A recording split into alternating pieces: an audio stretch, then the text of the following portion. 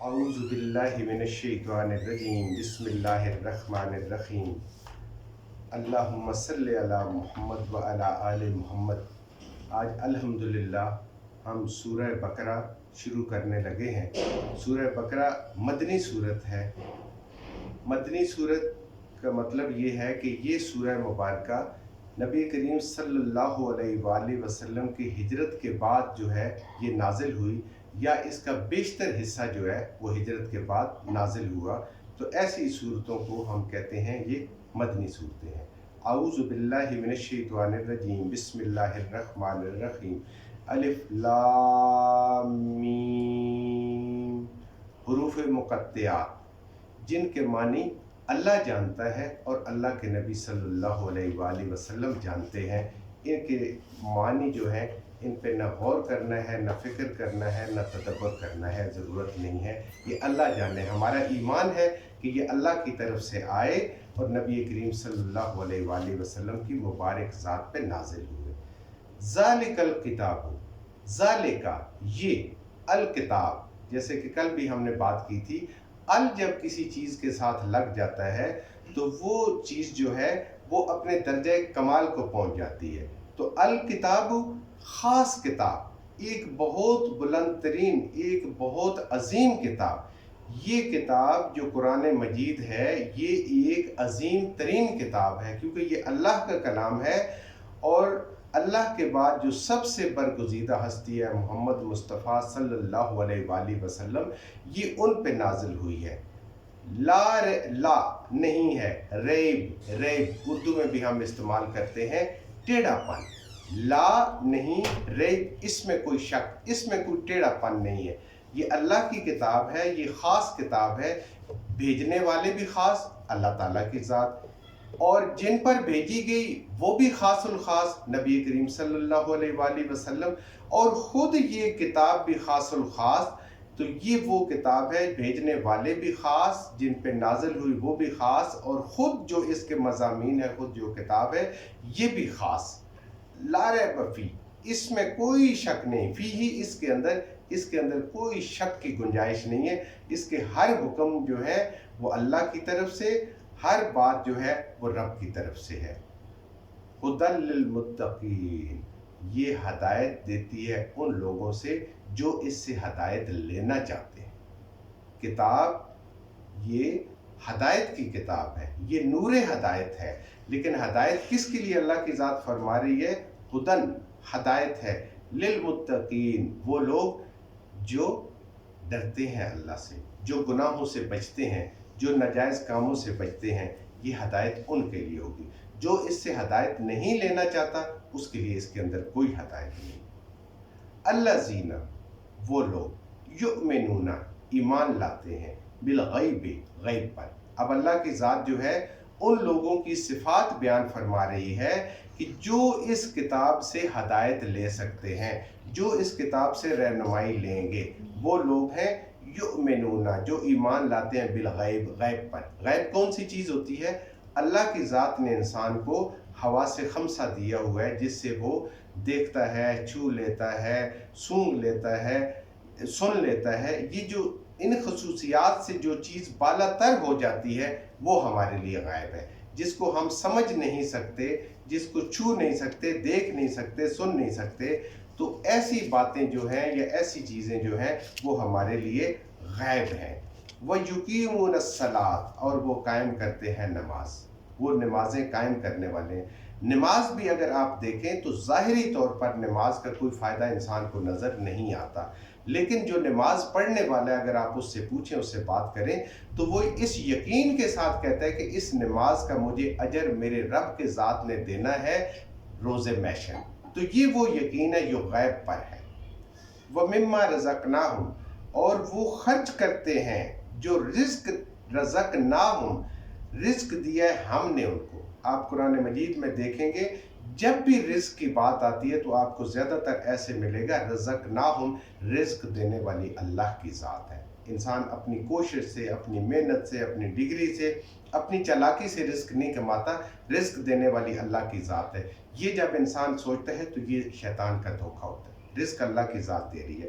اور رزق ہر اس چیز کو کہتے ہیں جو اللہ کی نعمتیں انسان کو اللہ نے دی ہوئی ہیں، اس کو رزق کہتے ہیں. ہم تو عام طور پہ رزق کہتے ہیں کہ کسی کے پاس پیسے زیادہ آ جائیں یا کسی کے ساتھ کھانے پینے کی چیزیں اچھی ہوں، وہ رزق ہے. ہر چیز، علم اگر کسی کو اللہ نے دیا ہے وہ رزق ہے. اولاد کسی نے اللہ نے کسی کو دی ہے وہ رزق ہے.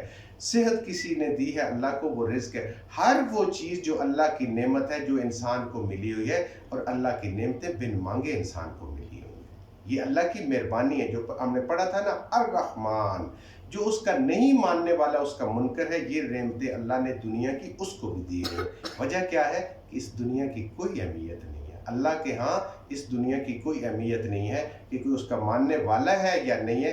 اللہ کے ہاں جو کامیابی انشاءاللہ ہم آگے دیکھیں گے پڑھیں گے، وہ یہ ہے کہ جو آخرت میں دوزخ سے بچ گیا اور جنت میں چلا گیا وہ کامیاب ہے. دنیا میں اس نے جھونپڑی میں گزارا کیا، دنیا میں اس نے بھوکے رہ کے گزارا کیا، یا اللہ نے اس کو بادشاہی دی اپنے کرم سے، اپنے فضل سے، اس کی کوئی اللہ کے ہاں اہمیت نہیں ہے. وَمِمَّا رَزَقْنَا، اور جو رزق ہم نے ان کو دیا ہے، يُنْفِقُونَ، اس کو خرچ کرتے ہیں، اس کو سنبھال کے اپنے پاس نہیں رکھتے، اس کو دوسروں پہ لوٹاتے ہیں. اگر اللہ نے علم دیا ہے، اللہ نے عقل دی ہوئی ہے، اللہ نے دولت دی ہوئی ہے، تو جہاں جہاں اس کی ضرورت ہے، اگر علم دیا ہے تو اس دین کو پھیلانے کے اوپر، اس دین کو اقامت کے اوپر وہ خرچ کرتے ہیں، اپنے وقت کو، اپنے مال کو اور اپنی صحت کو، جو کچھ اللہ نے ان کو رزق دیا ہوتا ہے. تو یہ ہے وہ متقین جو اس کتاب سے ہدایت حاصل کریں گے کہ وہ غیب پہ ایمان رکھتے ہیں. اللہ کی ذات غائب، ہمارے لیے تو نبی کریم صلی اللہ علیہ وآلہ وسلم کی مبارک ذات بھی غائب ہے، ہمارے سامنے تو نہیں ہے، لیکن ایمان ہے ہمارا کہ آپ نے یہ قرآن آپ پہ نازل ہوا اور آپ نے بتایا، اور آپ کی مبارک سنتیں جو ہیں وہ آج بھی زندہ ہیں. والذین، اور وہ لوگ، یؤمنون، جو ایمان لاتے ہیں، بما، اس چیز پر، انزل الیک، جو نازل کیا گیا محمد مصطفیٰ صلی اللہ علیہ وآلہ وسلم کی طرف، یعنی اس قرآن کی طرف، قرآن کی بات ہو رہی ہے. وما انزل من قبلک، اور جو نازل ہوا آپ صلی اللہ علیہ وآلہ وسلم کی مبارک ذات سے پہلے، یعنی وہ لوگ جو غیب پہ ایمان لاتے ہیں، نمازیں قائم کرتے ہیں، اللہ کی دی نعمتوں کو اللہ کے راستے میں خرچ کرتے ہیں، اور ان کا ایمان ہے اس قرآن کے اندر کہ یہ اللہ کی طرف سے آپ صلی اللہ علیہ وآلہ وسلم پہ نازل ہوا ہے.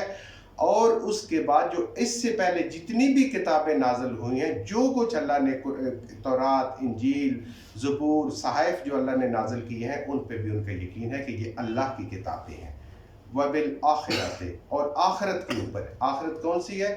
یعنی زندگی جب یہ ختم ہوگی اور اس کے بعد سارے لوگ اکٹھے ہو جائیں گے تو اس کو کہتے ہیں آخرت. وَبِالْآخِرَةِ هُمْ يُوقِنُونَ، اور وہ آخرت پہ یقین کرنے والے ہیں. اب آپ دیکھیں کہ ساری چیزوں پہ ایمان بالغیب، نماز قائم کرنا، رزق کو خرچ کرنا، کتاب پہ ایمان لانا، یعنی اس قرآن پہ اس سے پہلے ان سب پہ ایمان لانا ہے. لیکن جب آخرت کی بات آتی ہے تو اللہ کی ذات فرماتی ہے وَبِالْآخِرَةِ هُمْ يُوقِنُونَ، یہ آخرت پہ پورا یقین رکھتے ہیں. آخرت پہ یقین ہوگا تو اس کے بعد انسان کے اعمال جو ہیں وہ بالکل درست ہو جائیں گے کہ ہر عمل کا جس کا انسان سمجھتا ہے کہ وہ جواب دہ ہے، اس نے جواب دینا ہے. کوئی ہستی ایسی موجود ہے جو اس سے پوچھے گی تو اس کے سارے اعمال ٹھیک ہو جاتے ہیں، اس کی نمازیں بھی صحیح ہو جاتی ہیں، وہ رزق بھی حلال کماتا ہے اور حلال جگہ پہ خرچ کرتا ہے اس کو، اور وہ اس قرآن کو یقین جو ہے اس پہ بھی یقین رکھتے ہیں، اس پہ بھی ایمان لاتا ہے. اور اس کے ایمان لانا یہ ہے کہ اس کو سمجھنا ہے، سمجھ کر اس کو عمل کرنا ہے، اور سمجھ کر اس کو دوسروں تک پہنچانے کی کوشش بھی کرنی ہے. اب اللہ کی ذات فرما رہی کہ یہی لوگ جو ہے اولئک علی ھدی من ربہم، یہی لوگ ہیں جو رب کی طرف سے ہدایت پر ہیں. ہدایت ہم نے کل بھی پڑھا تھا سورہ فاتحہ میں کہ ہدایت جو ہے وہ رب کی طرف سے ہے. تو یہاں پہ بھی وہی بات ہے کہ یہ لوگ جو ایمان والے، نمازیں قائم کرنے والے، اللہ کے راستے میں رزق خرچ کرنے والے اور آخرت پہ یقین رکھ کے نیک اعمال کرنے والے، گناہوں سے بچنے والے، یہی لوگ ہدایت پر ہیں رب کی طرف سے. ان کے اوپر اللہ کی خاص مہربانی ہے. وَأُولَئِكَ هُمُ الْمُفْلِحُونَ، اور یہی لوگ ہیں جو فلاح پانے والے ہیں. فلاح کہتے ہیں کہ وہ انسان جو چلے ہر طرح کے راستے سے گزرتے ہوئے، ہر طرح کی مشکلات سے گزرتے ہوئے اپنی منزل پہ جو پہنچ جاتا ہے اس کو کہتے ہیں فلاح پانے والا. اس کی انشاءاللہ آگے تفصیل آئے گی فلاح کس کو کہتے ہیں، لیکن اس کا جو لفظی معنی ہے فلاح کا وہ یہ ہے کہ سارے راستوں سے گزر کے جب انسان اپنی منزل پہ پہنچ جاتا ہے، راستے میں آندھی بھی آتی ہے، بارش بھی آتے ہیں، جکڑ بھی آتے ہیں، مصیبتیں بھی آتی ہیں، دھوپ گرمی سب سے برداشت کرتے ہوئے وہ اپنی منزل پہ پہنچ جاتا ہے، یہ فلاح پانے والے ہیں۔ تو اس صورت کی بالکل ابتدا میں سب سے پہلے قرآن کا اللہ کی ذات نے تعارف کرایا کہ یہ لا ریب کتاب ہے۔